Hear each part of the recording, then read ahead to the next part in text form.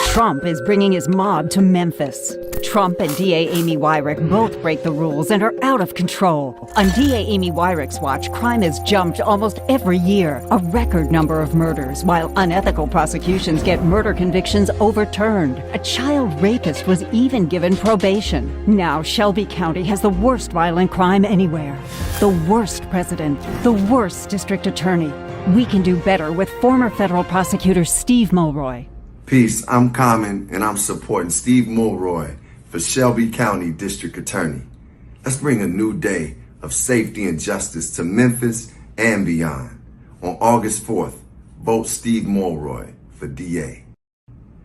This is John Legend, and I'm supporting Democrat Steve Mulroy for Shelby County District Attorney.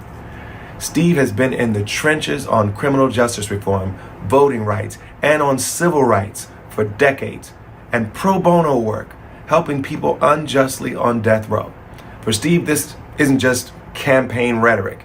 It's his calling and his cause. And it's my cause too. Let's make history and elect Steve Mulroy, Shelby County's first Democratic district attorney ever. Vote justice, fairness, and safety. Vote Steve Mulroy for DA. The Breakfast Club. Morning, everybody. It's DJ MV, Angela Yee, Charlamagne the Guy. We are the Breakfast Club. We got a special guest on the line this morning. We have Memphis DA candidate Steve Mulroy. Good morning. Good morning. Glad to be here. Steve, what's up? You got a big election in a few days, huh? Oh boy, a big one. Big one. Getting a lot of national attention. Now talk to us why you should be the DA in Memphis, man. Well, I appreciate the opportunity to answer that question. Thanks a lot. We've got a crying need for criminal justice reform in this county. We've got a lot of problems with racial discrimination in our criminal justice system. The U.S. Department of Justice's Civil Rights Division, my old employer, has proved that we've got that kind of problem. We just have way too many people in jail, young African-American people in jail for months, years at a time, waiting for a trial, haven't been convicted of any crime. And we've got a DA basically who doesn't recognize the need for reform and change and ending the racial discrimination that's infecting our entire system. Meanwhile, she's not keeping us safe because crime has been out of control. Since she took over, crime has been, just skyrocketing over the last decade. We're now worst in the country. The other case, just really quick, I wanted to mention to you is, we had a beloved rapper named Young Dolph who was tragically killed not too long ago. And it hasn't really been given enough attention that the person who eventually killed that rapper, Young Dolph, was let out on probation in kind of a sweetheart deal. Basically, the DA's office took a violation of probation after this person had shot up a bowling alley and wounded 3 people and punted off to the feds and decided not to do it consecutively with the feds, basically a sweetheart deal, allowing that person to be out on the street in order to kill Young Dolph. Now, everybody makes mistakes, and you never know in advance who is going to be dangerous. I understand that. But for a prosecutor who, spends all her time talking about how she's tough on crime, and her opponent's soft on crime, it's, I think, kind of disturbing that when it comes to, this kind of situation, shooting up people in an African-American community in a bowling alley, she's not really all that tough. And I think that's something that the voters need to know as well. Now, what about the other men? Do we have any other updates? I know because you're from Memphis and we're looking from the other side. Are there any other updates with the Young Dolph case? No, not that I know of. This person it's still under, it's still pending right now. Got you. Now, I was going to ask, in Memphis, I know crime is high. So what are your plans to try to make sure that some of those people, like you say, stay off those streets and people that do go to jail get rehabilitated and not just, back to what they have to do? Right. So, we need to be tough on violent crime because violent crime is out of control. Hey, Mia, this is Steve Mulroy. I'm the Democratic nominee for district attorney, and I'm running against Amy Wyrick, and I've got a lot of support throughout the community, but of course, we need to get the word out to the community. And I think what happened with Young Dolph obviously was a tragedy.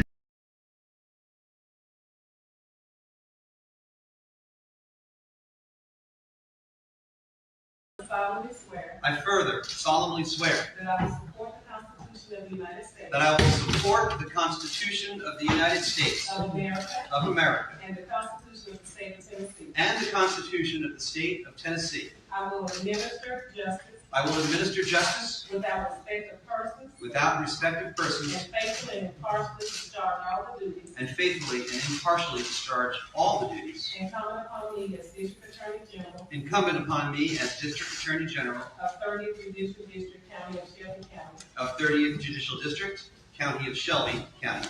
State of Tennessee. State of Tennessee. To the best of my skill and ability. To the best of my skill and ability. So help me God. So help me God.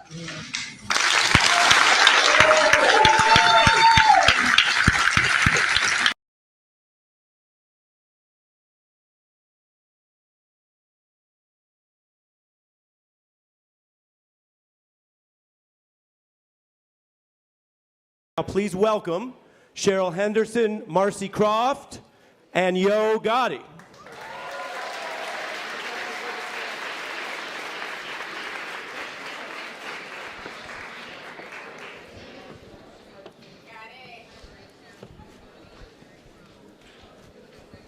All right, I could start anywhere, but I'd like to start with you, Gotti.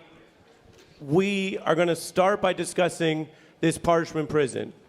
You've spoken about it, you've advocated on it, and you've also led and supported a lawsuit that's already drawn real results, which we're going to get into. Why was this important to you? I think, first of all, I grew up in a family where I had family members incarcerated. So I was one of the kids that grew up going to different facilitations, visiting my loved ones. I also, Parchman Prison is like, it's very close to Memphis, so it's like if you pass through one red light, you're in Mississippi. So to me, it's like it's super close to home. Okay. I want to say to Gotti, what does it mean to you then to be this involved in something that so many people would rather turn away from? People say, I know it's bad, I don't want to deal with it. They don't even know how bad it is. You got a lot going on, in all seriousness. People know that, I think, in this room. If you can make time for this and put time towards it, what are you asking everyone else to do? I think everybody should always stand up for the things that they feel is wrong. You know, when we first started seeing the pictures coming out of Parchman and the videos, I think if you're human, you can't look the other way from that. You know, some of these videos and pictures we were seeing, you know, when I first seen them, I thought they was like fake. You know, we didn't even think it was real, you know. And once we started communicating with me and Team Roc, we got even more footage and even more pictures the deeper we got into it. And it was unbelievable. But again, for me personally, being that close to Mississippi and Parchman and having a lot of different family members who grew up, who did time in different prison facilities, you know, it's supposed to be a rehabilitation place. Mm-hmm. It ain't supposed to be a torture hall or something like that. So, you know, I think you just have to stand up for the things you think that's wrong in life. Stand up for what you think is wrong and try to make it right. Thank you to Ms. Henderson and Yo Gotti. Thank you so much. Thank you so much. Thank you. Thank you. Appreciate it. As promised, we're now going to turn to a part 2 on this, and we designed this deliberately because we want to hear the reality, the humanity of this. But the entire way that this summit has been organized is to make sure that we're also going forward towards action.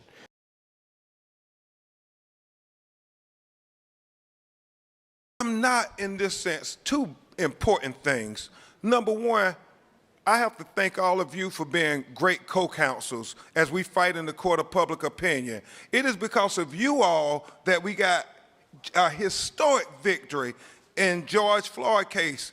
It's because of you all we got a historic victory in getting justice for Ahmaud Arbery. It's because of you all we got a historic victory for getting justice for Dante Wright. So we're making progress, and that's because you all are using your voices. So keep using your voices.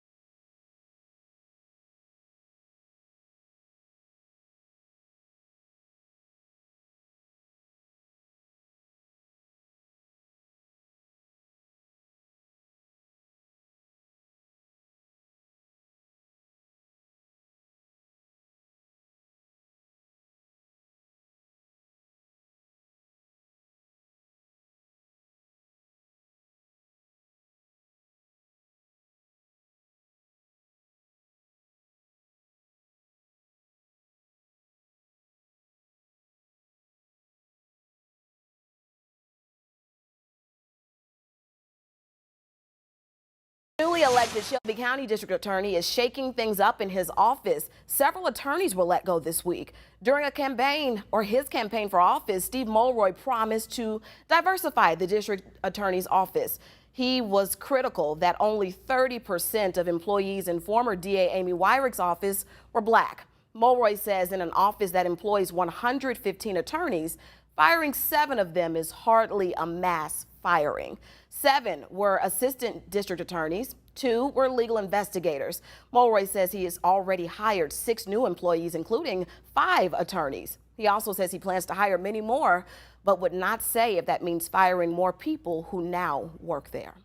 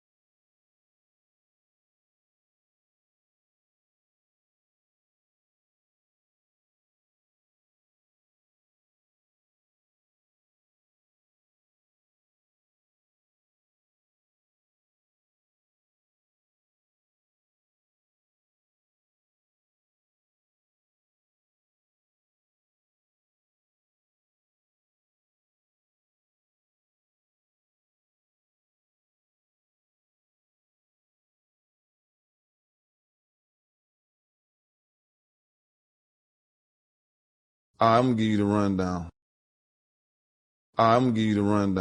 Well, I went to my lawyer office. We talked, we go over it. We had been going over it for like the past 2 weeks. No, about 4 months. Oh, all right. The deal was good though. I'm talking about on paper. We went over. It was what I had wanted, like the structure of it, the whole. It was like, how we gonna do it? And like, shit. Was it a joint venture 50-50 split? How was it? Yes. You know what I mean? But when I signed it, I'm at my lawyer office. I'm like, let me go and sign it so she can send it back. Bro, I leave, pull her right back up, go right back up to her office, get the contract to fold and tell her, fuck that shit, I don't want to do that shit. And I leave with the folder in my hand. Them people was calling you like crazy. What's going on? What we doing? Cause we supposed to did that day. Man, I got myself in a fucked up ass situation, dog. I don't know what the fuck to do, dog. You know what I mean? Really tell you the truth, I do know what to do, but I'm gonna let y'all know what's going on. Bro, for the last 6 months, I've been having a motherfucking $22 million contract debating on shit I do the deal or not. You know what I'm saying? I'm like, should I take the 22 million or fuck the 22 million? Fuck the 22 million. The death of young Dolph, Adolph Robert Thornton Jr., doesn't sit right with a lot of people. And since his death, a lot of things have been dug up, have surfaced, have transpired since the rapper's death. Being that a lot of people that were around Dolph were affiliated with CMG. And whether people know it or not, Dolph was affiliated with people who were affiliated with the CMG label, which is Yo Gotti's label, for a long time.